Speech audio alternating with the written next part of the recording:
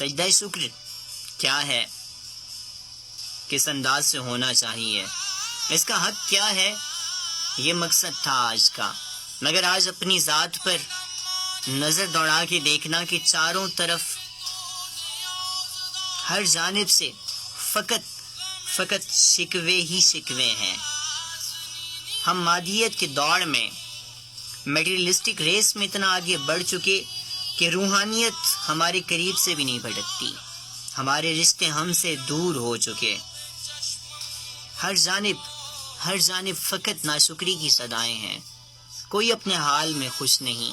کبھی ان کو بھی تو دیکھو کہ سلام ان پر کے تہے تیغ بھی جنہوں نے کہا، جو تیرا حکم، جو تیری رضا، جو تو چاہے۔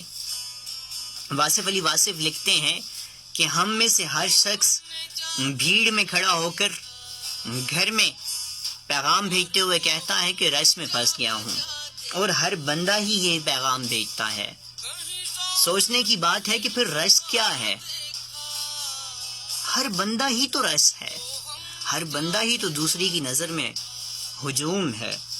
ہر بندے کی ایک ہی خواہش کہ کاش وہ ٹھیک ہو جائے، اس کے یہ انداز جو ہیں صحیح ہو جائیں، اس کی وہ اطوار درست ہو جائیں۔ مگر ہم لوگ اپنے گریباں میں کیوں نہیں جھانکتے؟ کیوں نہیں رہے شاکر ہم؟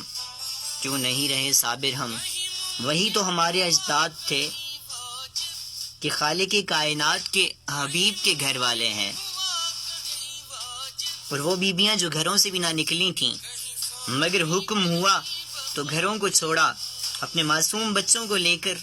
جانتے ہیں انجام کیا ہے، جانتے ہیں نتیجہ کیا نکلے گا۔ 3 برس کے 2 برس کے اونو محمد بھی ہیں اور ان کی ماں بھی ہے۔ عباس بھی جانتا ہے کہ ریگزار کربلا پہ تشنہ لبوں کے ساتھ یہ بازو کٹیں گے۔ نیا دولہا قاسم بھی جانتا ہے کہ یہ سر کاٹ کے میری ماں کے پاس پھینک دیا جائے گا، مگر ماں کے حوصلے کی داد دیجئے کہ وہ صبر بھی کرتی ہے، شکر بھی کرتی ہے، ماتھا چومتی ہے، پیشانی پہ پیار کرتی ہے اس کٹے سر کی، اور دوبارہ سے واپس پھینکتی ہے اور کہتی ہے کہ رب کی راہ میں جو ہم نے دے دیا وہ ہم واپس نہیں لیا کرتے۔ ہم شکل مصطفیٰ کو بھی وہاں پہ تیروں، برچھیوں اور تلواروں کے سائے میں جان دینی تھی، مگر کہیں پہ حسین پاک نے یہ نہیں کہا کہ نہیں، یہ تو میرے آقا علیہ الصلوۃ والسلام کی یاد دلاتا ہے۔ فقط اتنا کہا کہ اے علی اکبر، گھوڑا لے کے جاؤ، جہاں تک ہو سکے مجھے مڑ کے دیکھتے جانا، میں تمہارا چہرہ تکتا رہوں گا۔ آخری یادیں ہیں۔ ہم لوگوں میں کیا ہے ایسا؟ ہماری تکالیف، ہمارے مصائب، ہماری پریشانیاں، ہماری رنجشیں، ہماری قدورتیں، ہمارے دکھ، ہماری اذیتیں کیا اس پاک گھرانے کی اذیتوں، مصائب اور تکالیف سے زیادہ ہیں کہ جانتے ہیں کہ اب سر کٹنے چلا ہے۔ جسم کا کوئی ایک حصہ بھی ایسا نہیں کہ جہاں پر زخم نہ ہو، جہاں پر تیر، نیزے، برچھی کے نشانات نہ ہوں، مگر پھر بھی کہا کہ آذان عصر ہوئی ہے، نماز عصر کا وقت ہے، سمر تو نے جس سے انعام لینا ہے میرا سر کاٹ کے اس سے انعام لے لینا، مگر مجھے وہ سجدہ کرنے دے کہ جس کا میرا اپنے رب سے، میرا اپنے نانا سے وعدہ ہے۔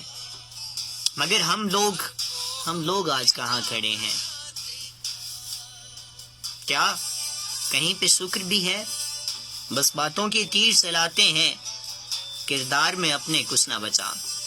روح بھٹک گئی، ضمیر اجڑ گیا، وجود میں اپنے کچھ نہ بچا۔ نماز سکون کا ذریعہ تھی، پر دل ہے اب تک بے چین رہا۔ سجدوں کی لذت گئی کہاں، قیام میں اپنے کچھ نہ بچا۔ اور تابناک ہمارا کل تھا جو جھٹک کے نکالا دل سے وہ، اب داستانیں سبھی محو ہوئیں اور گمان میں اپنے کچھ نہ بچا، اور بھول کے خطائیں اپنی ہم تقدیر سے شکوے کرتے ہیں۔ درد آ گئے سب زباں پہ لیکن دل میں اپنے کچھ نہ بچا۔ ٹھنڈے خون میں تلاطم کیسا، ضمیر مردہ میں تڑپ کہاں۔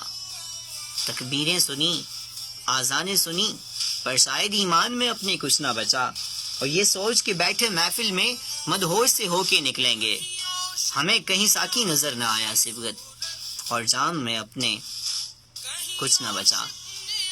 صد افسوس کہ ہم